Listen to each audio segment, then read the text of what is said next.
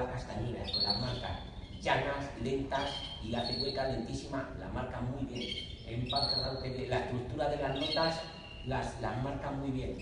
Cuando el pájaro, en los ritmos de emisión, cuando tiene que emitir una nota, según cómo la emite, es el valor que se les da. Si el pájaro tiene que emitirla con el pico semiabierto, él lo hace. Si el pájaro tiene que decir abro y cierro el pico, como te voy a decir una castañuela, tiene que ser abriendo y cerrando el pico, la coge y la marca muy bien la nota. Un pájaro que tiene unas facultades muy buenas. Y los demás, pues bueno, los cascabeles es lo que más mediocre andan. Están entre 5, el que más tiene el 6, que es el C, y él le he dado 5. Le he dado un puntito más porque se me quedaba un pelín corto y era en la nota batida, y le he dado un punto para tener 5, pero pájaro, un pajarazo, me ha gustado muchísimo. El 13 de pájaro.